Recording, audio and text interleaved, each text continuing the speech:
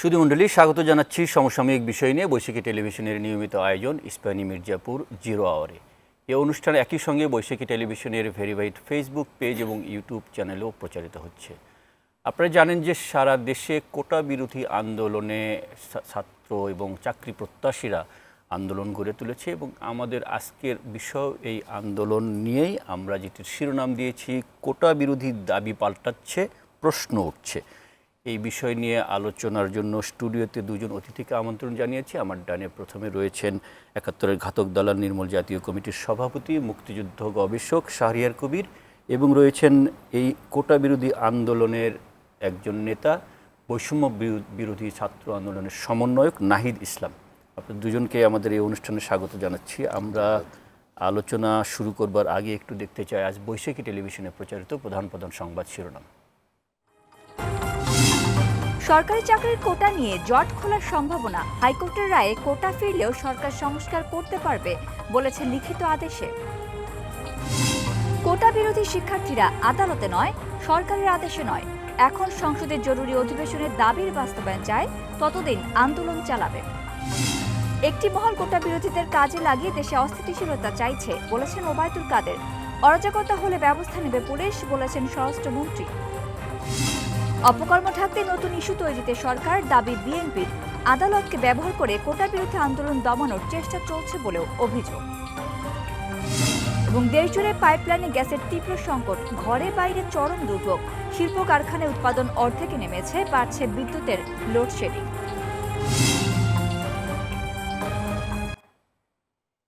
শিরোনামগুলো দেখছিলাম।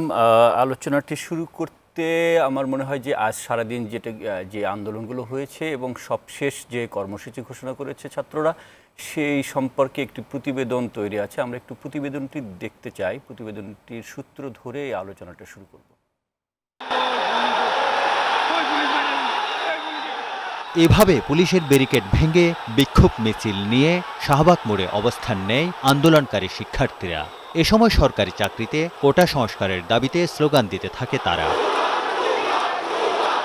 শিক্ষার্থীরা সড়কে অবস্থান নেয়ায় আশপাশে বন্ধ হয়ে যায় যান চলাচল। এদিন রাজধানীর বেশ কিছু গুরুত্বপূর্ণ পয়েন্টে অবস্থান নিয়ে বিক্ষোভ করে শিক্ষার্থীরা। এর আগে সরকারি চাকরিতে সব গ্রেডে অযৌক্তিক ও বৈষম্যমূলক কোটা সংস্কারের এক দফা দাবির আন্দোলনে আন্দোলনরত শিক্ষার্থীরা ঢাকা বিশ্ববিদ্যালয় থেকে মিছিল নিয়ে শাহবাগের দিকে অগ্রসর হলে পুলিশের বাধার মুখে পড়ে। মূল দাবি হচ্ছে নির্বাহী বিভাগের কাছে যেন ছাত্ররা আর বেশি দিন রাজপথে থাকতে না হয়, আমাদের এক দফা দাবি মেনে নেওয়া হোক। আইন প্রণয়ন করে পাশ না করা পর্যন্ত আমরা রাজপথে আছি, থাকবো। জনদুর্ভোগ সৃষ্টি হয় এমন কর্মসূচি প্রতিরোধের ঘোষণা দিয়ে এদিন রাজধানীর বিভিন্ন পয়েন্টে ছিল পুলিশ, সাথে জলকামান আর সাজোয়া যান রাখা ছিল। তাও উপেক্ষা করে শিক্ষার্থীরা রাস্তা দখলে নেয়। আদালত নয়, নির্বাহী বিভাগের কাছেই সমাধান চায় তারা।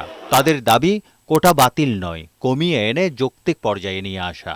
আমাদের প্রস্তাব হচ্ছে যে এই দাবিটা রাখা হোক, সংবিধানে যে কথা বলা হয়েছে সেটা রাখা হোক।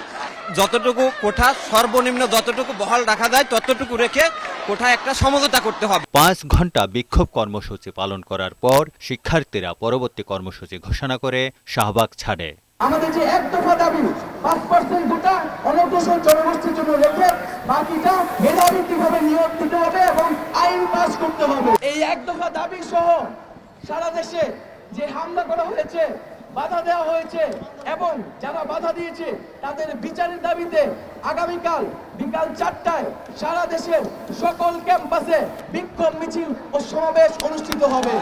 শিক্ষার্থীদের রাস্তা অবরোধের কারণে শাহবাগ সহ রাজধানীর বিভিন্ন গুরুত্বপূর্ণ স্থানে কয়েক ঘন্টা যান চলাচল বন্ধ হয়ে যায়। যানজটে স্থবির হয়ে পড়ে রাজধানী। প্রতিবেদনটি দেখছিলাম। নাহিদ ইসলাম, আপনার কাছ থেকে কয়েকটি বিষয় একটু পরিষ্কার হতে চাই বলতে আমি পরিষ্কার হতে চাই না, দর্শকদের জন্য একটা পরিষ্কার ধারণা পেতে চাই। সেটি হলো যে এবার যে কোটা বিরোধী আন্দোলনটি শুরু হয়েছিল 1 জুলাই, সেটি হাইকোর্টের একটি রায়ের পর। যে হাইকোর্ট যে রায় দিয়েছিল মুক্তিযোদ্ধার 30% কোটা পুনর্বহাল করে, অর্থাৎ 2018 সালের সরকার যে কোটা প্রথা বাতিল করেছিল সেই প্রজ্ঞাপনটা অবৈধ ঘোষণা করে এবং এই কোটাগুলো পুনর্বহাল হলো। এই আন্দোলনে যখন আপনারা শুরু করেন তখন আপনাদের দাবি ছিল যে আদালতে নয় সরকারের কাছে আপনারা এর সমাধান চান। এরপরে দেখা গেল কোটা বাতিল চেয়েছেন প্রথম, এরপর আপনারা বললেন যে না, কোটা বাতিল নয়, সংস্কার চাই, এবং সবশেষ সরকারও নয়, নির্বাহী বিভাগও নয়, সংসদের কাছে আইন পাশ করতে দাবি করেছেন এবং বলেছেন যে কোটা সংস্কার করতে হবে যৌক্তিক হারে। সেটাও আপনারা পরিষ্কার করেছেন একটি, যে অনগ্রসর জনগোষ্ঠী, ক্ষুদ্র নৃগোষ্ঠী এবং প্রতিবন্ধী, এদের জন্য সর্বোচ্চ 5% কোটা থাকতে পারে। আপনারা এর বাইরে আর কোনো কোটা থাকবে না, এই এই এই এই দাবিটি কি আপনাদের স্পষ্ট দাবি? জি, আমাদের দাবি কিন্তু আসলে প্রথম থেকেই স্পষ্ট ছিল। কোটা নিয়ে তো আসলে 2018 সালে একটা বড় আন্দোলন হয়ে গেছে। তখনই কিন্তু একটা জনমত তৈরি ছিল যে কোটাটা সংস্কার করা প্রয়োজন। কোটা কোনো চিরস্থায়ী বিষয় নয়। 56% কোটা যেটা এতদিন ছিল সেটা সংস্কার করা দরকার বর্তমান বাস্তবতা অনুযায়ী। তো এক পর্যায়ে সরকার এটা বাতিল করে দিয়েছিল, এবং শুধু প্রথম ও দ্বিতীয় শ্রেণীতে, যদিও আমরা সকল শ্রেণীতে চেয়েছিলাম। তো গত 6 বছরে এই পরিপত্র দিয়েই কিন্তু চাকরিতে নিয়োগ হচ্ছিল।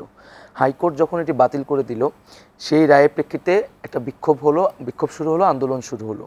আমরা 1 জুলাই থেকে যে আন্দোলনটি করছি, সেই আন্দোলনে কিন্তু আমরা 4 দফা দাবি প্রথম দিনই দিয়েছিলাম। 1 জুলাই থেকে ওই 4 দফা দাবিতে আমরা প্রথম যে দফাটা ছিল যে 18 পরিপত্রটাকে পুনর্বহাল করতে হবে, যেহেতু 18 সালের আন্দোলনের প্রেক্ষিতে একটা অর্জন এসেছিল বা একটা রায় এসেছিল, কিন্তু আমরা মনে করেছি যে 18 পরিপত্রটা কোটা সমস্যার চূড়ান্ত সমাধান করতে পারবে না, যেহেতু সম্পূর্ণ বাতিলের কথা বলা হয়েছে। দ্বিতীয় দফাতে আমরা বলেছিলাম যে আমরা আসলে এই পরিপত্রটিকে বহাল রেখে একটা কমিশন গঠন করে কোটাটার একটা যৌক্তিক সংস্কার করা হোক। যতদিন না সংস্কার করা হচ্ছে সেই প্রক্রিয়াকালে 18 পরিপত্রটি বহাল থাকবে। পরবর্তীতে যখন 18 পরিপত্রের বিষয়টিকে আদালতের সাথে যুক্ত করা হলো, যেটা আসলে আদালতেই সমাধান দিতে পারবে, তখন আমরা কিন্তু আমাদের দ্বিতীয় দফাটাকেই সবার প্রথমে এনে 1 দফাতে আন্দোলন করছি। যে 1 দফাটিতে আমরা বলছি যে প্রথম ও দ্বিতীয় শ্রেণীতে কোটা নিয়ে যেই রায়টা দিয়েছিল সেটা এখন আদালতের এখতিয়ার, সেটা নিয়ে আমরা কথা বলতে পারবো না। কিন্তু সামগ্রিক কোটা ব্যবস্থা নিয়ে কিন্তু কথা বলার সুযোগ রয়েছে, সরকারের হস্তক্ষেপ করার সুযোগ রয়েছে। তো সামগ্রিক কোটা ব্যবস্থা যেটা সকল গ্রেডে, নবম থেকে 20তম গ্রেডে, সেই গ্রেডে আমরা চাচ্ছি যে কোটাটা একটা সংস্কার হোক, এবং সংবিধান অনুযায়ী অনগ্রসর জনগোষ্ঠীর জন্য যে ব্যতিক্রম রাখার কথা বলা হয়েছে সুযোগের সমতার পাশাপাশি, সেই ব্যতিক্রম অনুযায়ী তাদের প্রাপ্য যেই কোটা অংশটুকু, সেই অংশটুকু রেখে বাকিটা মেধাভিত্তিকভাবে নিয়োগ করা হোক। যেটা আমরা মনে করছি সরকারের হস্তক্ষেপের এখানে সুযোগ রয়েছে, এটা সরকারের এখতিয়ার, আদালতে শুধু 18 পরিপত্রের এখতিয়ার। তো সেই জায়গায় যেহেতু আমরা নেই, আমাদের আন্দোলনের সাথে আসলে আদালতের কোনো সম্পর্ক নেই, আদালতের প্রতি আমাদের আস্থা রয়েছে। না, এই যে আপনারা যে মানে অনগ্রসর জনগোষ্ঠীর জন্য 5% কোটা রেখে সংস্কার করার কথা বলছেন, প্রথমটা তো পুরো প্রজ্ঞাপন পুনর্বহাল চেয়েছিলেন, পুরো প্রজ্ঞাপন তো বাতিল করেছে আদালত। সেটা সরকার পুনর্বহাল করতে পারে কিনা সে আলোচনায় এখন আমি যাচ্ছি না। 5%-এর মধ্যে কারা থাকবে, কাদের জন্য কোটা চান আপনারা? আমরা 5% একটা সুপারিশ হিসেবে বলেছি। সেখানে সরকারের যদি মনে হয় বা অভিজ্ঞদের আলোচনার ভিত্তিতে সেটার একটা কম বেশি হতে পারে। কিন্তু আমরা যেহেতু সংবিধানে বলা আছে প্রজাতন্ত্রের চাকরিতে সুযোগের সমতা থাকবে, সেখানে কোনো ধরনের বৈষম্য করা হবে না, তবে অনগ্রসর জনগোষ্ঠীর জন্য ব্যতিক্রম করার কথা বলা হয়েছে। সেই অনগ্রসর জনগোষ্ঠীর মধ্যে পড়তে পারে যারা ফিজিক্যালি চ্যালেঞ্জড, যারা হচ্ছে আমাদের আদিবাসীরা রয়েছেন, এরকম যারা অনগ্রসর আছে সমাজে, তাদেরকে আইডেন্টিফাই করে সেটা তাদের জন্য একটা ন্যূনতম মাত্রায় কোটাটা রাখা যেতে পারে। আপনাদের এই অনগ্রসর জনগোষ্ঠী যে ব্যাখ্যা দিলেন, এর মধ্যে মুক্তিযোদ্ধা কোটা নেই, আপনার এই সম্পর্কে আপনাদের অবস্থানটা? মুক্তিযোদ্ধা কোটার বিষয়ে হচ্ছে আমাদের অবস্থান, মুক্তিযোদ্ধারা যেহেতু জাতির জন্য জীবন বাজি রেখে যুদ্ধে গিয়েছিলেন এবং এই জন্য তাদের পরিবার যথেষ্ট ক্ষতিগ্রস্ত হয়েছিল, তো গত 50 বছর ধরে মুক্তিযোদ্ধা কোটাটা ছিল 30% ধরে। তো মুক্তিযোদ্ধাদের সন্তান পর্যন্ত আমরা মনে করি কোটাটা থাকা যৌক্তিক, এবং মুক্তিযোদ্ধাদের সন্তান এখন চাকরিতে অ্যাপ্লাই করার মতো সেই সংখ্যাটাও খুবই কম আসলে।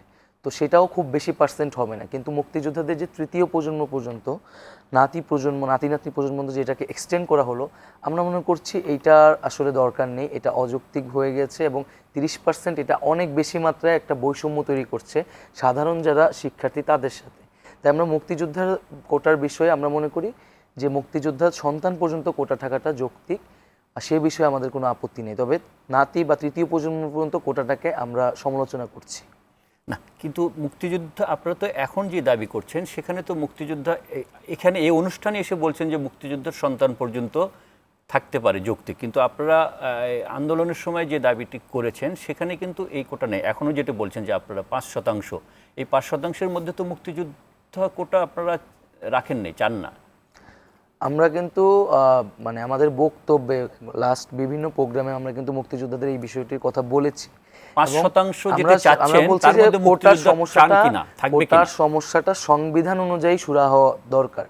সংবিধানে কিন্তু মুক্তিযুদ্ধের কোটাটা স্পেসিফিকভাবে বলা নেই, যেটা বলা আছে অনগ্রসর জনগোষ্ঠীর জন্য। আর মুক্তিযোদ্ধাদের পরিবার যদি ক্ষতিগ্রস্ত হয়ে থাকে সেই জায়গা থেকেও তাদেরকে কোটা দেওয়া যেতে পারে। সেটা সরকার যদি সম্মত হয়, তারা একটা কোটার সামগ্রিক সংস্কার করবে এবং আলাপ আলোচনায় বসবে, তখন কিন্তু আমরা এই বিষয়গুলো স্পেসিফিক করতে পারি। সরকার তো এখন পর্যন্ত আমাদের সাথে কোনো ধরনের আলোচনায় আসতে আগ্রহী না, তো সেজন্য আমরা এই বিষয়গুলো এখনও সুনির্দিষ্ট করছি না। কিন্তু আমরা যেটা 5%-এর মতো একটা সুপারিশ রেখে আমরা যতটা বেশি মেধাভিত্তিক নিয়োগ দেওয়া যায় সেই দাবিটা জানাচ্ছি, এবং এটা যাতে একটা আইন পাশের মাধ্যমে বাস্তবায়ন করা হয়। নিঃসন্দেহে আইন পাশ নিয়ে আমি কথা বলবো, আপনার কাছ থেকেও জানবো। 5%-এর মধ্যে মুক্তিযোদ্ধা কোটা থাকবে কি থাকবে না, চান কি চান না? হ্যাঁ, 5%-এর মধ্যেই সকল কোটাকে আমরা অন্তর্ভুক্ত করার কথা বলছি। যত ধরনের কোটা রাখা প্রয়োজন বলে মনে করছে সরকার, সেটা 5%-এর ভিতরে রাখার একটা সুপারিশ আমরা করছি। এটা কি আপনি বলছেন যে এখানে এই অনুষ্ঠানে, নাকি আপনাদের যে ছাত্র আন্দোলন, বৈষম্য বিরোধী ছাত্র আন্দোলন, তাদের মধ্যে আলোচনা হয়েছে যে মুক্তিযোদ্ধা কোটা? হ্যাঁ, এটা আমরা বিভিন্ন টকশোতেও বলেছি, আমাদের বক্তব্যও বলেছি যে অনগ্রসর জনগোষ্ঠী এবং মুক্তিযোদ্ধারাও সেই অর্থে যে তাদের যেহেতু ক্ষতিগ্রস্ত পরিবার ছিল সেই সময়, সেই জায়গা থেকে তাদের জন্য কোটা রাখা যেতে পারে। তো সেইটা 5%-এর মধ্যে বা এর আশেপাশে একটা সংখ্যা ন্যূনতম মাত্রায় রাখা যেতে পারে। ধন্যবাদ। আমি আসবো আপনার কাছে। শাহরিয়ার কবির, আপনি শুনছিলেন এবং গত 10 দিনের যে ছাত্রদের বিক্ষোভ আন্দোলন, সেটি নিশ্চয়ই খুব ঘনিষ্ঠভাবে পর্যবেক্ষণ করেছেন। আপনি মুক্তিযুদ্ধ নিয়ে দীর্ঘ সময় কাজ করেছেন, এখনও গবেষণা করেন।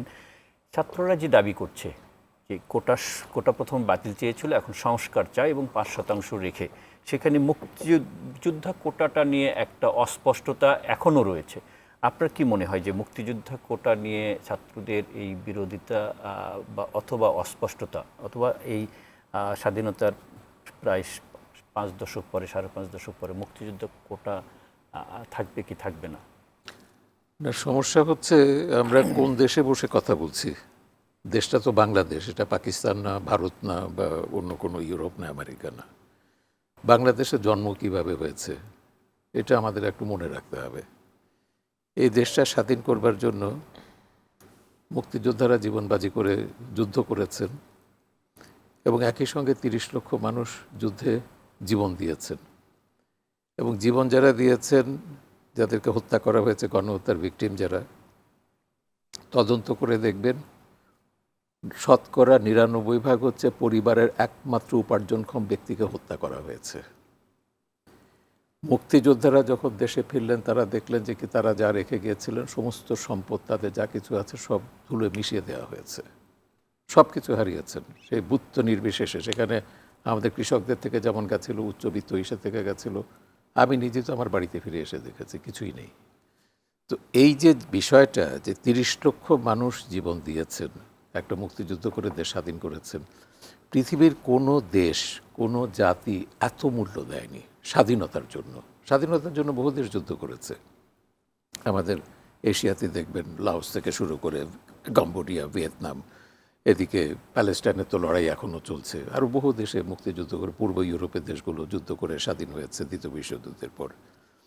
কিন্তু এই কথাটা আমরা সবসময় বলেছি যে জাতি তাদের বীরদেরকে শ্রদ্ধা করতে পারে না, শহীদদেরকে শ্রদ্ধা জানাতে পারে না, তার চেয়ে দুর্ভাগা জাতি পৃথিবীতে আর কিছু হতে পারে না। আমাদের মুক্তিযুদ্ধের এবং মুক্তিযোদ্ধাদের এই যে অবমূল্যায়ন, এটা কিন্তু শুরু হয়েছে 75-এ জাতির পিতা বঙ্গবন্ধু শেখ মুজিবুর রহমানের নৃশংস হত্যাকাণ্ডের পর থেকে। ইতিহাস মুছে ফেলা হয়েছে, মুক্তিযুদ্ধের ইতিহাস থাকবে না, চেতনা থাকবে না, সংবিধান থেকে, সরকারি বয়ান থেকে। এবং সেই পাকিস্তানপন্থী স্বাধীনতা বিরোধীরা 75-এর পর থেকে ক্ষমতায় এসছে, এবং তারা ক্ষমতায় এসে তারা রন্ধ্রে রন্ধ্রে প্রশাসনের মধ্যে তাদের যে শাখা প্রশাখাগুলো বিস্তার করেছে।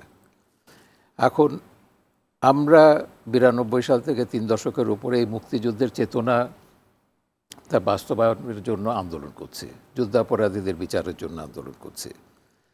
তো এখানে মুক্তিযোদ্ধাদের ব্যাপারে, আমি কোটার সংস্কার আন্দোলনে নিয়ে আসছি, মুক্তিযোদ্ধাদের ব্যাপারে কিন্তু একটা ঐকমত্য স্বাধীনতা বিরোধীদের পাকিস্তানপন্থীদের শুরু থেকে ছিল। তাদের নানাভাবে হেয় করা, এটা বঙ্গবন্ধুর আমলে আমরা দেখেছি। মুক্তিযোদ্ধাদের রাস্তায় পিটিয়ে মারা হয়েছে, বিচিত্রায় তখন আমি ছিলাম, এটা নিয়ে আমরা কভারেজ স্টোরি করেছি, যে হাইজাকার আখ্যা দিয়ে মুক্তিযোদ্ধাদের। তখনও একটা গ্রুপ ছিল 71-এও, মানে 72-এও সেই স্বাধীনতা বিরোধীদের কিছু তারা দেশ ছেড়ে চলে গেছিল, বাকিরা এখানে আত্মগোপন করেছিল। সংবিধানে যদিও তাদের রাজনীতি নিষিদ্ধ ছিল, জামাত, নেজামে ইসলাম এবং ওইসব দলগুলো যারা পাকিস্তান আর্মির কোলাবোরেটর ছিল, কিন্তু 75-এর পর তো এই রাজনীতিটা আবার চালু হয়ে গেল। সেই মুক্তিযুদ্ধ বিরোধী, মুক্তিযোদ্ধা বিরোধী এবং স্বাধীনতা বিরোধী তারাই কিন্তু সবসময় এই আধিপত্যটা করেছে। এখনও হিসাব করে দেখবেন 75-এর পর থেকে বেশিরভাগ তারাই ক্ষমতায় ছিল। ফলে এর জন্য আমাদেরকে দীর্ঘকাল, মুক্তিযোদ্ধাদের মর্যাদার জন্য আমাদেরকে দীর্ঘকাল লড়াই করতে হয়েছে, আদালতেও যেতে হয়েছে। মুক্তিযোদ্ধা মন্ত্রণালয় এটা এখন যেটা আছে, এটা কিন্তু বেগম জিয়ার সময় এটা করা হয়েছিল, তিনি যখন দ্বিতীয়বার ক্ষমতায় আসেন। তখন কিন্তু আদালতের একটা রায়ে বলা হয়েছিল তারা মুক্তিযোদ্ধাদের সম্মানী ভাতা করেছিলেন 500 টাকা। আমি, মুনতাসির মামুন, আমরা প্রধানমন্ত্রী খালেদা জিয়াকে খোলা চিঠি লিখেছিলাম। আমরা বলেছিলাম এটা 500 টাকা না, এটা 10,000 টাকা হওয়া উচিত। আমাদের প্রতিবেশী দেশের উদাহরণ দিয়ে ভারতের স্বাধীনতা সংগ্রামীদের এই মর্যাদাগুলো দেয়া হয়। তো যারা জাতির জন্য সর্বোচ্চ ত্যাগ করলেন, আজকে মুক্তিযুদ্ধ না হলে আমাদের অবস্থা কি হতো?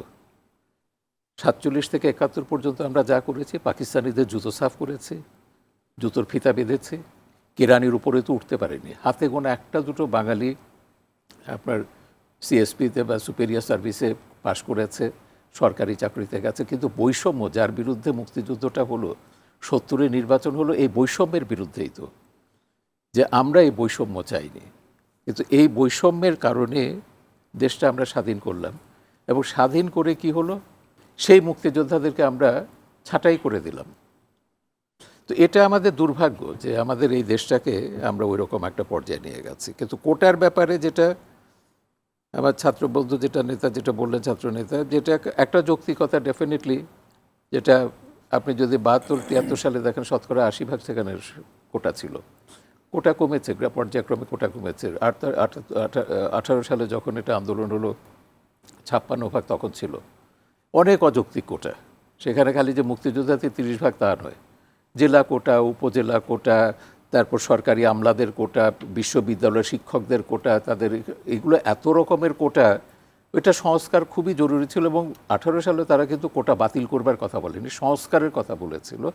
কিন্তু আমাদের মাননীয় প্রধানমন্ত্রী অভিমান করে বলে দিলেন কোটাই থাকবে না।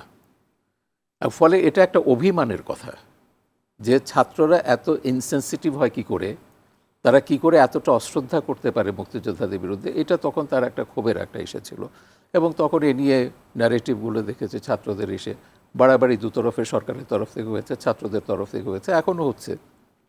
এখনও তারা যেসব কথা বলছেন, আমরা এটা এসে করেছি দেখছি, আমরা উপেক্ষা করছি বা আমরা একটা ক্ষমা সুন্দর দৃষ্টিতে দেখছি, এই জন্যে যে এরা তো আমাদের সন্তান।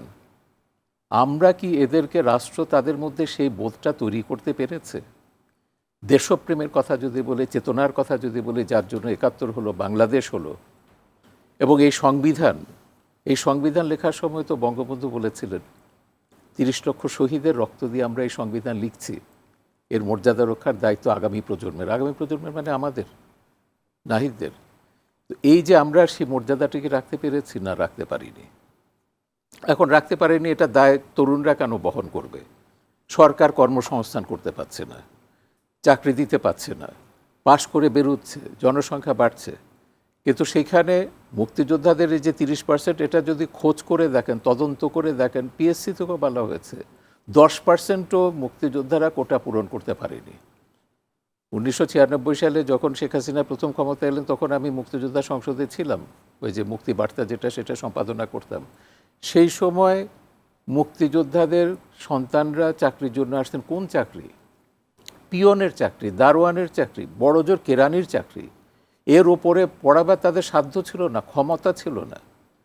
তো সেইটাই যে তাদের ঋত মর্যাদাটা ফেরত আনার জন্য আমরা সেই তখন থেকে 30 বছর ধরে আমরা আন্দোলন করেছি, হাইকোর্টের ওই যে রায় যেটাকে হাইকোর্ট বলা হয়েছিল যখন 500 টাকা নিয়ে করতে, হাইকোর্ট তখন সেখানে পরিষ্কার বলছেন, বিচারপতি খায়রুল হকের রায় এটা ছিল যে মুক্তিযোদ্ধারা এটা 500 টাকা যেটা ভাতা দেওয়া হচ্ছে এটা ভাতা নয়, ভিক্ষা। মুক্তিযোদ্ধারা ভিক্ষা করবার জন্য দেশ স্বাধীন করেননি। তারপর আমাদের দাবির প্রেক্ষিতে বর্তমান সরকার ক্ষমতায় এসে মুক্তিযোদ্ধাদের ভাতা বৃদ্ধি করেছে, যৌক্তিকভাবে এটা 20,000 টাকা করেছেন। কিন্তু সেখানেও কিন্তু ভাতার ব্যাপারও আমার একটা দ্বিমত ছিল, কমিটি যখন এগুলো রিভিউ করে, আমি বলছি ভাতা তাদেরকেই দিন যাদের ইনকাম ট্যাক্সেবল নয়। তখন হয়তো এখন আমাদের 3 লাখ টাকা হচ্ছে ট্যাক্সেবল, এটা 3 লাখ টাকার নিচে এটা ট্যাক্সেবল নয়। যে মুক্তিযোদ্ধাদের বার্ষিক আয় 3 লাখ টাকার উপরে তাদেরকে ভাতা দেওয়ার দরকার নেই। যারা 3 লাখ টাকার কমে পাচ্ছেন বার্ষিক আয় তাদেরকে ভাতা দিন। তখন মুক্তিযুদ্ধ মন্ত্রী বললেন না, এটা মর্যাদার প্রশ্ন, এটা দিতে হবে। 1 কোটি টাকা যে মুক্তিযোদ্ধা আয় করছেন তিনিও 20,000 টাকা ভাতা নিচ্ছেন। এটা কিন্তু অসম্মানজনক, আমি মনে করি মুক্তিযোদ্ধাদের জন্য অসম্মানজনক। কোটার ব্যাপারও আমার সেটা হচ্ছে যে কি ওইটাকে সংস্কার তো বটেই, যেটা 30% কোটা এটা পূরণই হচ্ছে না, কেন এটা আমি ধরে রাখবো? এখন সেটা 5% হবে না 10% হবে, ছাত্ররা তো আন্দোলন এটা আলোচনা করতে পারেন, প্রশাসনের সঙ্গে এগুলো বসে কথা বলতে পারেন। বিশেষ করে যেখানে প্রশাসন তো বলেই দিয়েছে, সরকার বলেই দিয়েছে কোটা থাকবে না। এখন কোটাটা আবার নতুন করে চালু করলো কে? আদালত চালু করেছে। এখন আমি যদি বলি আমি সুপ্রিম কোর্ট মানি না, তার মানে এটা কি? আমি তো বাংলাদেশকেই মানি না, সংবিধানকেই মানি না। কেন এই সংবিধানের কাস্টোডিয়ান হচ্ছে সুপ্রিম কোর্ট। সুপ্রিম কোর্ট যেহেতু বলেছে কোটা দিতে হবে, মানে রাখতে হবে, কিন্তু আবার পরে এখন যেটা হচ্ছে যে কি কোটা বাতিল হয়ে গেছে। কালকেও প্রধান বিচারপতি বক্তব্য দেখেছেন, মন্ত্রীর বক্তব্য আমি দেখেছি, বাংলাদেশে এখন কোনো কোটাই নেই। এখন যেটা হচ্ছে নিষ্পত্তিটা হচ্ছে এটা সুপ্রিম কোর্টকে এটা করতে হবে, চূড়ান্ত নিষ্পত্তিটা সুপ্রিম কোর্টকে দিতে হবে। সুপ্রিম কোর্টের রায়ের বাইরে যদি সরকার কিছু করে তখন সরকারকে তখন তারা সেটা আবার সেখানে আদালতে যাওয়া যেতে পারে। কিন্তু এখন এটা সুপ্রিম কোর্টের এখতিয়ারের বিষয়টাকে আমি চ্যালেঞ্জ করছি যে কিনা আমি সুপ্রিম কোর্ট মানি না, এটা তো চলে না। আপনাকে তো একটা জায়গায় তো রেসপেক্ট রাখতে হবে। আদালত যে রায়টি দিয়েছে তার একটি লিখিত আদেশ প্রকাশিত হয়েছে গতকালকে, সেখানে অনেক একটা বিষয় খুবই স্পষ্ট করা হয়েছে। আমি সেই আলোচনায় আসবো একটু পরে। নাহিদের কাছে আর একটা বিষয় একটু পরিষ্কার হতে চাই আবারও, যে আপনি বলেছেন যে বৈষম্য, আপনাদের সংগঠনের নামও দিয়েছেন যে বৈষম্য বিরোধী ছাত্র আন্দোলন, এবং আপনারা কোনো বৈষম্য চান না। তো মুক্তিযোদ্ধা কোটা যদি থাকে, মুক্তিযোদ্ধারা বৈষম্যের শিকার তো হয়েছে, মুক্তিযুদ্ধের গবেষক শাহরিয়ার কবির যে এটা বলছেন। একটা হলো তাদের অবহেলা করা হয়েছে ইচ্ছাকৃতভাবে, তাদেরকে অবহেলা করা হয়েছে রাষ্ট্রীয়ভাবে, এবং মুক্তিযুদ্ধ বিরোধী পাকিস্তানপন্থীরা তারা পরিণত করেছে। এই বৈষম্যের শিকার যে হয়েছে তাদেরকে ন্যায় বিচার পাবার নিশ্চয়তা দেওয়ার জন্যই তো কোটাটা করা হয়েছিল। আপনারা এটাকে কেন বৈষম্যমূলক মনে করছেন? আমরা শুধু মুক্তিযোদ্ধা কোটা না, মানে আরও অনেকগুলা পোষ্য কোটা, এই কোটাগুলোকেও কিন্তু অযৌক্তিক বলছি। অনেকে আমাদেরকে এভাবে প্রেজেন্ট করার চেষ্টা করে, আমরা শুধু যেন মুক্তিযোদ্ধা কোটার বিরুদ্ধেই বলছি। আরেকটি বিষয় যেটা হচ্ছে যে মুক্তিযোদ্ধা কোটা, এটা কিন্তু এখন আসলে মুক্তিযোদ্ধাদের জন্য কোটা না, মুক্তিযোদ্ধাদের একটা পোষ্য কোটা, তাদের সন্তান এবং তাদের নাতি বা তৃতীয় প্রজন্মের জন্য। এখন মুক্তিযোদ্ধাদের আমরা জানি যে এখানে একটা বড় সময় ধরে স্বাধীনতার পরে যে তাদেরকে নানাভাবে বঞ্চিত করা হয়েছে, কোটা থাকলেও সেটা অ্যাপ্লাই করা হয়নি। সেই জায়গা থেকে কিন্তু 1997 সালে মুক্তিযোদ্ধাদের সন্তান পর্যন্ত কোটাটাকে এক্সটেন্ড করা হয়। আগে ছিল এটা মুক্তিযোদ্ধা কোটা, পরবর্তীতে এটা সন্তানদের জন্য অ্যাপ্লিকেবল হয়, পরবর্তীতে 2011 সালে এটা নাতি বা তৃতীয় প্রজন্ম পর্যন্ত এক্সটেন্ড হয়। এখন এই যে মাঝখানের কয়েকটি বছর যে তারা আসলে মুক্তিযোদ্ধারা বঞ্চিত হয়েছিলেন, এই দায়টা কিন্তু ওই সময়ে যারা সরকারে ছিলেন, ক্ষমতায় ছিলেন, তাদেরকেই নিতে হবে। সেটার জন্য আজকে এখন এসে কিন্তু যারা সাধারণ শিক্ষার্থী তাদেরকে যদি বঞ্চিত করা হয়, তাদের সিট সংখ্যা কমিয়ে আনা হয়, স্বাভাবিকভাবে এটা একটা ক্ষোভের সৃষ্টি করবে। আরেকটি বিষয় যে মুক্তিযোদ্ধাদের সেই বঞ্চনাটাকে পূরণ করার জন্য কিন্তু কোটাটাকে সন্তান পর্যন্ত, পরবর্তীতে তৃতীয় প্রজন্ম পর্যন্ত এক্সটেন্ড করা হচ্ছে। তো আমরা বলছি যে সন্তান পর্যন্ত কোটাটা যৌক্তিক হতে পারে, কিন্তু 5 দশক হয়ে গেছে, এখন মুক্তিযোদ্ধাদের পরিবারেও যথেষ্ট সচ্ছলতা এসেছে, এবং আওয়ামী লীগ সরকার গত কয়েক বছরেও মুক্তিযোদ্ধাদের নানাভাবে নানান সুবিধা দেওয়া হচ্ছে। আমরা বলছি এই ধরনের সুবিধা আরও বাড়ানো হোক, কিন্তু বাংলাদেশে যেহেতু চাকরির একটা দুর্ভিক্ষ আছে, কর্মসংস্থান, মানুষের ভবিষ্যতের নিশ্চয়তা শিক্ষার্থীদের, সেই জায়গা থেকে সরকারি চাকরিতে 30% যে কোটাটা, সেটা একটা শিক্ষার্থীদের জন্য একটা ক্ষোভের কারণ হতে পারে এবং এটা মুক্তিযোদ্ধাদের পরিবারের প্রতি একটা অবমাননার বিষয় হয়ে যেতে পারে। সেই জায়গা থেকে আমরা বলছি মুক্তিযোদ্ধাদের তৃতীয় প্রজন্মের যে কোটাটা, সেই কোটাটা রাখার প্রয়োজন নেই। আর সেটা আমরা যেটা বলছি 5%, সেটার ভিতরে যদি অন্তর্ভুক্ত করা যায় সেটা সবচেয়ে ভালো হয়, মুক্তিযোদ্ধার সন্তান পর্যন্ত। জি, অনেক ধন্যবাদ। আমরা এই আলোচনায় ফিরবো, আবার একটা বিরতির সময় হয়েছে। প্রিয় দর্শক, আপনারা দেখছেন জিরো আওয়ার। আমরা ফিরছি এই আলোচনায় ছোট্ট একটা বিরতির পর।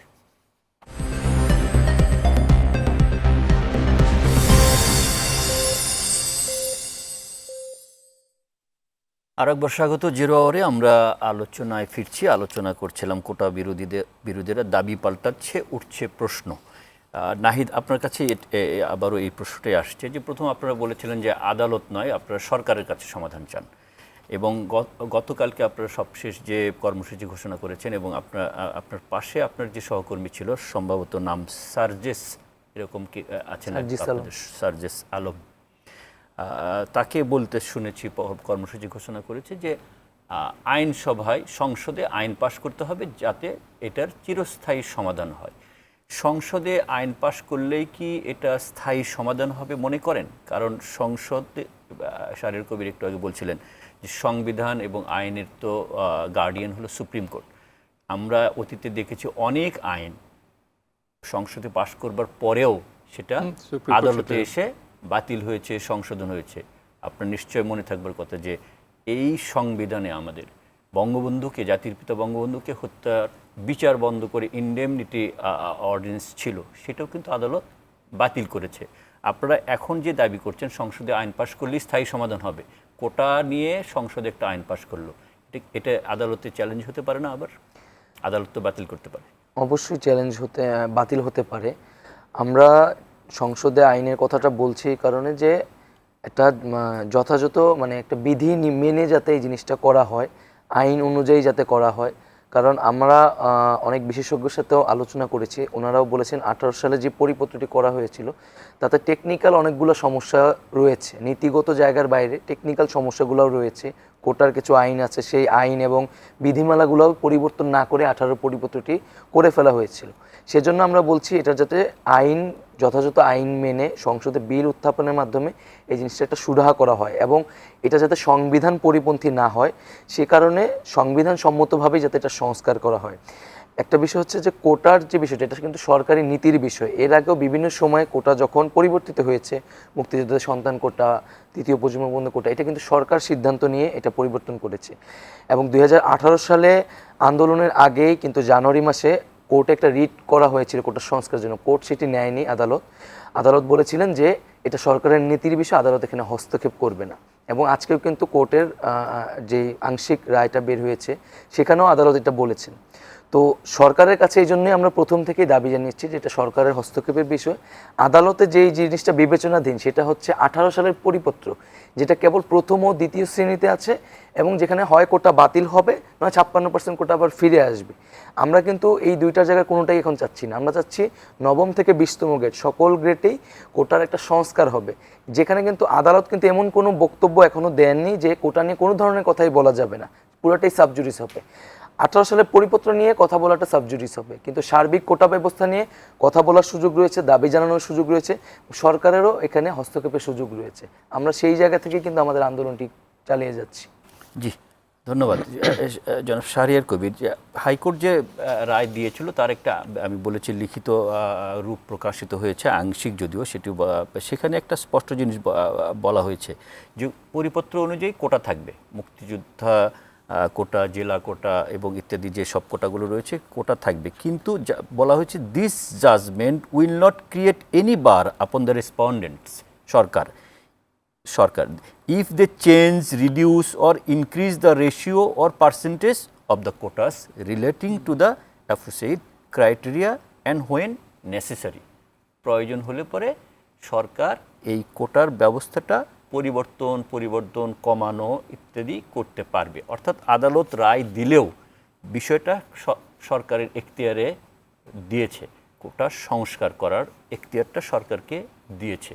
এটা কিভাবে এখন না, সংস্কার সেটা হতে পারে? সংস্কার তো সরকার করতেই পারে এবং করা উচিত। যেমন মুক্তিযোদ্ধাদের ব্যাপারেও যদি বলি, আমরাই একমাত্র চ্যালেঞ্জ করেছি যে তালিকা যে তৈরি করলেন আপনারা মুক্তিযোদ্ধাদের, এত মুক্তিযোদ্ধা কোত্থেকে এলো?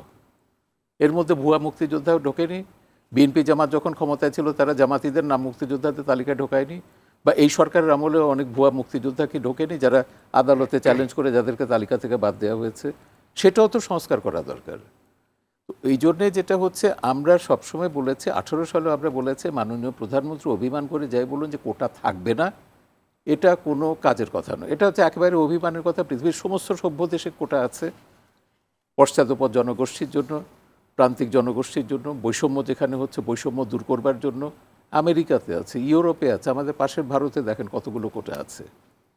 সেটা হচ্ছে একটা সমতা ভিত্তিক সমাজ তৈরি করতে হবে। এখন মুক্তিযোদ্ধারা, মুক্তি সংগ্রামীরা, স্বাধীনতা সংগ্রামীরা পৃথিবীর সমস্ত দেশেই একটা বিশেষ মর্যাদা পান। এখন আমি বলছি না এই মর্যাদা থাকতে পারবে না, এটা তো করা হয়েছে যে কি, এটা আপনি ভিয়েতনামে দেখুন, সেখানে খালি মুক্তিযোদ্ধা না, স্বাধীনতা বিরোধীরও তৃতীয় প্রজন্ম পর্যন্ত নাগরিকত্ব, নাগরিক অধিকার বাতিল করা হয়েছে, তাদের ভোটাধিকার নেই। সো থার্ড জেনারেশন পর্যন্ত এটা বহাল রাখার মধ্যে অযৌক্তিক কিছু নেই। কিন্তু আমরা বলছি এত কেন? 30% দরকার নেই, এটাকে কমিয়ে আনুন। সেইখানে আরেকটা মুক্তিযোদ্ধাদের সংখ্যাটাও দেখুন, কারা মুক্তিযোদ্ধাদের এই তালিকায় যারা 20 কোটা নিয়ে যারা ঢুকছে, সরকারি চাকরি থেকে শুরু করে ওগুলোকে রিভিউ করেছে। আমাকে তো মুক্তিযুদ্ধ মন্ত্রণালয়ের একবার তো পার্সোনাল নটগাটা করে দিয়েছিল যখন 14 সালে, তাদের সচিব, একজন সচিব, সে ভুয়া মুক্তিযোদ্ধার সার্টিফিকেট নিয়ে 2 বছর এক্সটেনশন নিয়ে রিটায়ারমেন্টে চলে গেছেন। আমরা তখন বলেছিলাম তো তার বিরুদ্ধে কি শাস্তিমূলক ব্যবস্থা নেওয়া হয়েছে? এগুলো তো নানা ধরনের অনিয়ম এগুলো হয়েছে, এগুলোর জন্যও সংস্কার আমরাও চাইছি। কিন্তু সংস্কার মানে এই নয় যে কি বাংলাদেশের মুক্তিযুদ্ধের চেতনাকে নস্যাৎ করে দিয়ে, জামাত বিএনপির ইন্ধন নিয়ে এইটা করতে গেলে কিন্তু আমাদের ছাত্ররা, যেটা আমি সবসময় তরুণদেরকে বলেছি যে এই মুক্তিযুদ্ধ কিন্তু এই বাঙালির 5000 বছরের ইতিহাসের সবচেয়ে মহত্তম অর্জন। এই তরুণরা বিদেশে যখন যাবে তখন সে মাথা উঁচু করে বলতে পারে আমি সেই জাতির সন্তান যারা স্বাধীনতার জন্য 30 লক্ষ মানুষ জীবন দিয়েছেন, 9 মাস যুদ্ধ করে এত ত্যাগ স্বীকার করে আমরা দেশটা স্বাধীন করেছি। পৃথিবীর কোনো জাতি এত মূল্য দেয়নি। তো এই মুক্তিযোদ্ধারা তো জাতির অহংকার, সে জাতির অহংকার কেন আমাদের তরুণরা ধারণ করবে না, যেটা তাকে আরও উচ্চতর মর্যাদায় নিয়ে যাবে? আপনি 71-এ ভাবুন বাংলাদেশ মর্যাদার কোন আসনে চলে গিয়েছিল, এরকম একটা জাতি। সেইখানে আমরা বলি যে কি আমাদের সরকারের ওগুলো ব্যর্থতা। এখন তো মুক্তিযুদ্ধ তো আমাদের পাঠ্যক্রমের মধ্যে আমরা সেভাবে আনতে পারিনি, মাদ্রাসায় ঢোকাতে পারিনি। এখন মাদ্রাসা থেকে বিরাট সংখ্যক ছাত্র বেরোচ্ছে, বাংলাদেশ কি তাও জানে না, জাতীয় পতাকা চেনে না, জাতীয় সঙ্গীত গায় না। এরকম একটা প্রজন্ম কিন্তু বেড়ে উঠেছে 75-এর পর থেকে। আমরা বলছি না যে একটা অন্ধকার প্রজন্ম, এবং এই সরকারও কিন্তু দায় এড়াতে পারে না। এই যে কদিন আগে শরীফার গল্প নিয়ে পাঠ্যপুস্তকে একটা অত্যন্ত উচ্চাকাঙ্ক্ষী এবং প্রগতিশীল একটা সংস্কার হলো, থার্ড জেন্ডারকে রেসপেক্ট করার জন্য। মোল্লাদের আপত্তির কারণে সেটা আবার বাতিল হয়ে গেল। এই মোল্লাদের আপত্তির কারণে, স্বাধীনতা বিরোধীদের আপত্তির কারণে আমরা পেছাতে পেছাতে আজকে কোথায় এসে দাঁড়িয়েছি? বাংলাদেশ পাকিস্তান হতে তো বেশি দেরি নেই। তো আমরা কি বাংলাদেশকে আবার পাকিস্তান বানাবার জন্য 71-এ রক্ত দিয়েছিলাম, যুদ্ধ করেছিলাম? না, তরুণদের মধ্যে এই বোধ, নৈতিকতা এবং এটা রাষ্ট্রের চেতনা, দায়িত্ব, রাষ্ট্রের দায়িত্ব, রাষ্ট্রের ব্যর্থতা। আমি মোটেই তরুণদের বলবো না। আমাদের তরুণদের সৃজন ক্ষমতা, আমাদের তরুণদের মেধা, বিভিন্ন কর্মক্ষেত্রে আপনি দেশে বলুন বিদেশে বলুন, তারা যে যোগ্যতার পরিচয় দিচ্ছে, আমাদের মাথা উঁচু হয়ে যায় গর্বে। কিন্তু রাষ্ট্র কি তাদের দায়িত্ব পালন করেছে তরুণদেরকে যথাযথ নাগরিক হিসেবে গড়ে তোলার ক্ষেত্রে? এই দায়িত্ব, ব্যর্থতার দায় রাষ্ট্রকে নিতে হবে। এটা একটি বিশাল প্রশ্ন, এ নিয়ে আলোচনা অনেক বড় পরিসরে আলোচনা হতে পারে। এখন সে সুযোগ নেই, আমরা আরেকটি বিরতি নেব। বিরতি পরে আবার আপনাদের দুজনের কথা শুনবো। প্রিয় দর্শক, আপনারা থাকুন আমাদের সঙ্গে, ফিরছি ছোট্ট একটা বিরতির পর।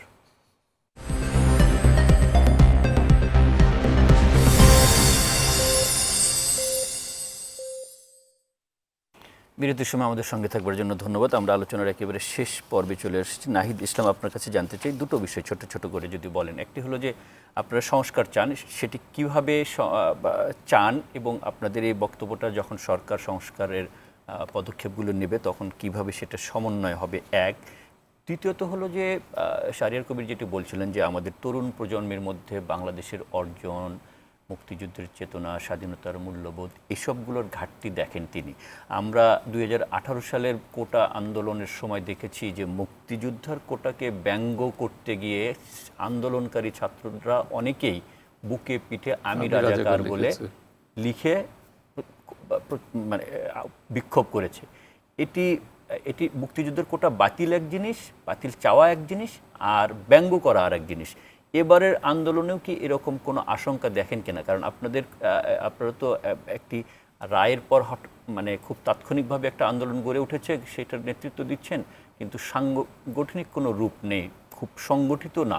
এর ভিতর কি এরকম কোনো আশঙ্কা আপনারা করেন কিনা যে এরকম হচ্ছে যে ব্যঙ্গ করা আর রাজনৈতিক কোনো উদ্দেশ্য পড়ে, যেটি আমরা একটা সংবাদ শিরোনামও দেখেছি যে সরকারি দল বলেছে যে এরকম একটি আশঙ্কা তারা করেন? দ্বিতীয় প্রশ্ন থেকে যদি আসি, যে 2018 সালের প্রেক্ষিতে যেটা হয়েছিল বা এখনও যেটা হচ্ছে, যে স্যার নিজেই বলেন যে 30% কোটাটা আসলে পুনর্মূল্যায়নের দরকার আছে। তো কোটা কিন্তু সংস্কারের দাবিটা কিন্তু যৌক্তিক, কিন্তু যখন কোটা সংস্কারের দাবি কথা হচ্ছে বা মুক্তিযুদ্ধ কোটা, সেটা যেহেতু একটা সেন্সিটিভ ইস্যু হয়ে গিয়েছে, সেটা নিয়ে কোনো ধরনের কথা বললেই যে মুক্তিযুদ্ধ বিরোধী হিসেবে একটা ট্যাগ দেওয়া হচ্ছে, বা এখনও আমাদের আন্দোলনকে এইভাবে না প্রশ্নবিদ্ধ করা হয় যে মুক্তিযুদ্ধ বিরোধী শক্তির আন্দোলন বা এরা মুক্তিযুদ্ধের বিরোধী চেতনায় বিশ্বাসী। সেই জায়গা থেকে কিন্তু যখন মুক্তিযুদ্ধের চেতনার নাম করে শিক্ষার্থীদের উপরে হামলা করা হলো, মামলা করা হলো, নিপীড়ন চালানো হলো, কিন্তু এখনো ট্যাগ দেয়নি। বলা হচ্ছে যে, আমি একটা উদাহরণ দিয়েছি, 2018 সালে এটা হয়েছিল। সেই প্রেক্ষাপটটা আমি বললাম, কারণ আমি তখন ক্যাম্পাসে, আমি তখন দ্বিতীয় বর্ষের শিক্ষার্থী। এখনো এই বিভিন্ন মহল থেকে এটা করার চেষ্টা করা হচ্ছে, সরকার বিরোধী বলার চেষ্টা করা হচ্ছে। তো আমরা মনে করি যে মুক্তিযুদ্ধের চেতনার প্রতি, আদর্শের প্রতি আমাদের সম্পূর্ণ শ্রদ্ধা রয়েছে, কিন্তু আমাদের কিছু বিষয় হচ্ছে মুক্তিযুদ্ধের কোটা এবং মুক্তিযুদ্ধের আদর্শকে একই বিষয় কিনা। মুক্তিযুদ্ধের কোটাটা পাচ্ছে এখন মুক্তিযুদ্ধের পোষ্যরা, নাতি প্রজন্মরা বা তাদের পরিবাররা। সেই জায়গাটা আমরা বলছি যে এটাকে হচ্ছে কমিয়ে আনা দরকার বা এটার একটা লিমিটেশন দরকার। কিন্তু আমরা কিন্তু মুক্তিযুদ্ধের আদর্শ নিয়ে কোনো কথা বলছি না, এবং মুক্তিযুদ্ধের আদর্শকে আমরা যদি মুক্তিযোদ্ধা পরিবারের ভিতরে শুধু সংকুচিত করি, সেটাও কিন্তু তাহলে সেটা সর্বব্যাপী হবে না। আমি তো মনে করি মুক্তিযুদ্ধের যে আদর্শ, সেটা বাংলাদেশের রাষ্ট্রীয় আদর্শ। এটা কিন্তু কোনো বায়োলজিক্যাল বিষয় না বা পারিবারিক বা দলীয় বিষয়ও না, এটা সকলকে মুক্তিযুদ্ধের আদর্শকে ধারণ করতে হবে। তাই মুক্তিযুদ্ধ কোটা এবং মুক্তিযুদ্ধ পরিবার, মুক্তিযুদ্ধ আদর্শকে একভাবে দেখা উচিত না। তো যদি মুক্তিযুদ্ধের কোটাকে নিয়ে কোনো ধরনের কথা বলতে চায় যৌক্তিকভাবে, তাকে মুক্তিযুদ্ধ বিরোধী হিসেবে ট্যাগ দেওয়াটাও আমাদের অনুচিত। তো এই জায়গাটা আমরা ক্লিয়ার করতে চাচ্ছি। আরেকটি বিষয় হচ্ছে যেটা বললেন যে সরকারের সাথে আমরা চাচ্ছি যে সরকার 18 সালের পরিপত্র যে বাতিল করা হলো, এবং তখন আমরা সংস্কার চেয়েছিলাম, সরকার নিজে এটা বাতিল করলো, এবং সেই পরিপত্র যে এখন রায় বাতিল করা হলো, সরকারের জায়গা থেকে আমরা কিন্তু প্রথমেই সুস্পষ্ট একটা বক্তব্য চেয়েছিলাম, কারণ 18 সালে আন্দোলনের একটা প্রতিশ্রুতির ভিতর দিয়ে কিন্তু এটা এসেছিল। সরকার কিন্তু যদি প্রথমে একটা বক্তব্য দিত বা পদক্ষেপ নিত, তাহলে কিন্তু আন্দোলনটা এতদূর গড়ায় না। সরকার এখন পর্যন্ত আসলে কোনো দৃশ্যমান পদক্ষেপ নেয়নি। তো আমরা চাচ্ছি যে সরকার দৃশ্যমান একটা পদক্ষেপ নিক, সুস্পষ্ট বক্তব্য দিক, এবং পরবর্তীতে যথাযথ আইন মেনে, বিধি অনুযায়ী, আমরা আইন বিভাগের কথা বলছি, সেইখানে যাতে কোটাটার একটা মানে সুরাহা করা হয়, যাতে পরবর্তীতে এটা বারবার কোর্টে যাওয়া বা এই ধরনের সংকট তৈরি না করা হয়। জি, ধন্যবাদ। সেটা স্পষ্ট করেছেন। কোর্টে এর পরেও যে মানে উঠবে না তার সেটা নিশ্চিত, কিন্তু সরকারের জায়গা থেকে যাতে সরকার কোনো ধরনের সমস্যা না রাখে। যে আদালতের রায়টি প্রকাশ হয়েছে, সেখানে একটা সুরাহার পথ কিন্তু উন্মুক্ত হয়েছে, যে আদালত সরকারকে এই এখতিয়ারটা দিয়েছে। এটা একটা টেকসই সমাধান হওয়া উচিত। না, আদালত একই সঙ্গে কিন্তু মাননীয় প্রধান বিচারপতি এটাও বলেছেন, ছাত্ররা আবার আদালতে আসতে পারে, এটা নিয়েও তারা কথা বলতে পারে।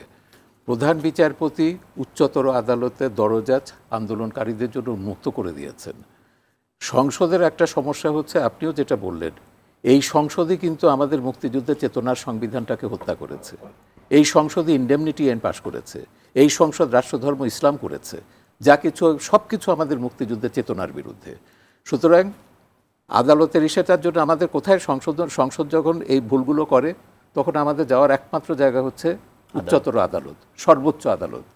এই যে রাষ্ট্রধর্ম ইসলাম নিয়ে এখানে আবার আমরা আগামী মাসে আমরা যাচ্ছি আবার উচ্চতর আদালতে, সুপ্রিম কোর্টে আমরা যাচ্ছি এটা নিয়ে, কারণ আমরা সংসদে বলেছি না, এই সংসদ তো মুক্তিযুদ্ধের চেতনা থেকে সরে গিয়েছিল। এখন যেটা সরকারে যারা আছে, হ্যাঁ সরকার ডেফিনেটলি এখন মুক্তিযুদ্ধের পক্ষে সরকার। আমি আন্দোলনকারীদের অনুরোধ করব, আমরা আপনাদের পাশে আছি। কোটা অবশ্যই সংস্কার করা দরকার, 30% মুক্তিযোদ্ধাদের কোটা এটা থাকা কোনো দরকার নেই, কিন্তু মুক্তিযোদ্ধাদের কোটা থাকবে না বা মুক্তিযোদ্ধাদের অসম্মান করা না, এই জায়গায় একটু থামতে হবে। দ্বিতীয়ত একটা জিনিস মাথায় রাখতে হবে, বাংলাদেশকে নিয়ে গত কয়েক বছর ধরে দেখছি নির্বাচনের আগে পরে থেকে দেশে বিদেশে নানা ধরনের ষড়যন্ত্র হচ্ছে, সরকার উৎখাতে ষড়যন্ত্র হচ্ছে। বিএনপি জামাত জোট তো এটা তো প্রথম থেকে তারা কোটার এখানে সমর্থন দিয়ে দিয়েছে। কোটা বিরোধীদের প্রথমেই বলা দরকার ছিল যে কি না, আপনাদের সমর্থন আমাদের দরকার নেই, আমরা দল নিরপেক্ষ অবস্থান থেকে গোটা জাতির স্বার্থে আমরা আন্দোলন করছি, আমরা কোনো দলীয় ট্যাগে আমরা আন্দোলন করছি না, দলের কোনো সমর্থন আপনাদের দরকার নেই। হ্যাঁ, কিন্তু কথা হচ্ছে এই জায়গা থেকে আজকে যদি ওরা যদি এখানে ঢুকে যায়, আপনি সামলাতে পারবেন? আপনাদের নিজেদের মধ্যেই তো একটা সমন্বয় নেই, আপনি সমন্বয়কারী গোটা আন্দোলনের মধ্যে, who will be the spokes person to talk to the government? আপনাকে সরকারের সঙ্গে তো এখন সংলাপে বসতে হবে, কারণ সরকারকে বলে দিতে হবে পার্লামেন্টে আপনার প্রতিনিধি নেই, আপনাকে সরকারের সঙ্গে সংলাপে বসতে হবে। সরকার দরজা খুলে দিয়েছে, আদালত দরজা খুলে দিয়েছে, আদালতে যান, সংলাপে বসতে হবে। তো আন্দোলনের নামে এখন যেটা হচ্ছে, কাগজে দেখেছেন কি হচ্ছে, গোটা দেশ প্যারালাইজড হয়ে যাচ্ছে, হাসপাতালে রোগীরা শাহবাগ হচ্ছে, যেটা নিয়ে আমরা তখন 13 সালেও আমরা বলেছিলাম যে কি না, ওই যে গণজাগরণ যখন হচ্ছে না, এটা কিছু কয়েকদিনের জন্য চলতে পারে, এটা অনির্দিষ্টকালের জন্য এটা চলতে পারে না। মানুষের জীবনের প্রথম দিকে তো এটা ডেফিনেটলি বেশিরভাগ মানুষ এই আন্দোলনকে সমর্থন করেছে, আমিও করেছি, সংস্কারের কথা 18 সাল থেকে আমিও বলছি, কিন্তু জনজীবন বিপর্যস্ত করে, আমার অর্থনীতিকে বিপর্যস্ত করে, বাংলাদেশের অস্তিত্বকে বিপর্যস্ত করে সংলাপের আছে, সংলাপের দরজা খোলা আছে, আপনারা ঠিক করুন। এই বিষয়গুলো নিয়ে আমরা কথা বলবো। নিজেদের অবস্থানটা 2000, এটা আপনি খুব ভালো বলেছেন, 2018 সালে আমরা ওরা আর আমরা এক নই, এটা কিন্তু খুব জরুরি দরকার, এটা ক্লিয়ার করা। ভিপি নূর 2018 সালে নেতৃত্ব দিয়েছিল, তারাই বলেছিল যে গায়ের মধ্যে রাজাকার ট্যাগ জ্বালিয়ে।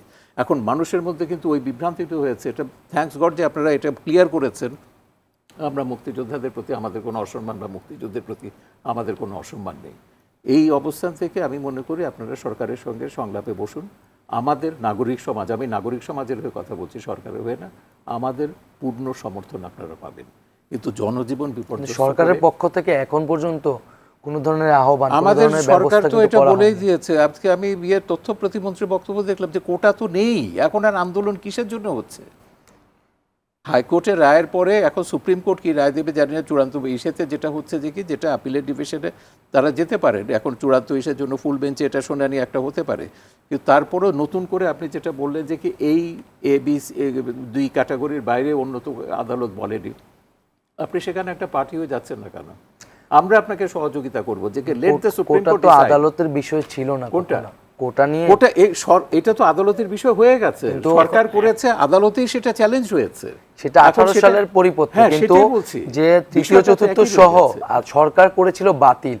এখন আদালত বলছে যেটা বাতিল হবে না, সেটা যদি অবৈধ ঘোষণা করে তাহলে 56% কোটাটা এবার ফিরে আসছে।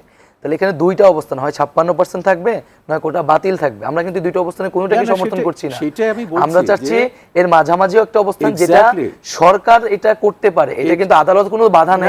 সরকার করলেও আবার ওইটা আদালতে চ্যালেঞ্জ হবে, যেখানে সহজ হবে আদালতে গেলেই কিন্তু এটা নিষ্পত্তি হতে পারে। আদালতে গিয়ে আপনারা বসুন, আপনাদের আইনজীবী, নিশ্চয়ই আপনাদের পক্ষে আইনজীবীরা আছে, আমাদের মানবাধিকার যারা আইনজীবীরা আছে, মানবাধিকার নিয়ে কাজ করছেন, প্রচুর আইনজীবী পাবেন আপনার পক্ষে।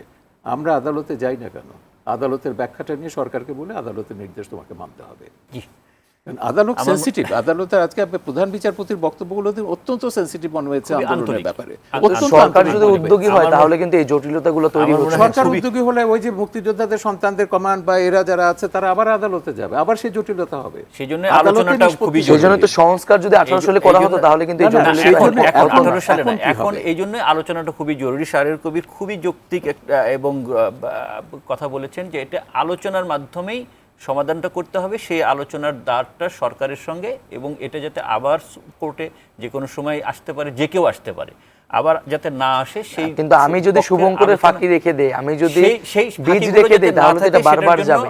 আলোচনাটা করতে হবে, টেকসই একটা সমাধান করতে হলে আলোচনাটা করতে হবে। আমার মনে হয় এই আলোচনা, আমি শুধু একটা শেষে বলবো আমাদের নেতাকে যে এমন কোনো ধারণা আপনারা দিয়েন না যে যেটা কেউ কেউ যে টক শোতে বা ইয়েতে আমাদের বলছে যে কি আমরা সংবিধানের বিরুদ্ধে, আদালতের বিরুদ্ধে বা বাংলাদেশের বিরুদ্ধে না না, এরকম আমাদের অনেক আমরা ধন্যবাদ। সংবিধান, এরকম আদালতের ধারণা- প্রতি পূর্ণ আস্থা, Exactly, সম্মান এই- রয়েছে। এই ধারণাটা আমরা আপনাদেরকে সরকারকেই দিতে হবে। বলছি যে আপনাদের Exactly, উদ্যোগ হওয়া উচিত, definitely. এখতিয়ার আছে, সেই হস্তক্ষেপটা আপনারা করুন। ডেফিনেটলি আমরা আপনাদের পাশে নিঃসন্দেহে আছি। সরকার সেই নিশ্চয়ই আপনাদের বক্তব্য জানছেন, শুনছেন এবং আলোচনার মাধ্যমেও সেটা শুনবেন। নাহিদ ইসলাম, আপনাকে অনেক ধন্যবাদ। জনাব শাহরিয়ার কবির, আপনাকে অনেক ধন্যবাদ এই মধ্যরাতে আলোচনা একটা সুরাহার পথ দেখানোর জন্য। প্রিয় দর্শক, আপনারা এতক্ষণ যারা ছিলেন জিরো আওয়ারের সঙ্গে আলোচনা শুনছিলেন, আপনাদেরকে অনেক ধন্যবাদ। ভালো থাকবেন, শুভরাত্রি।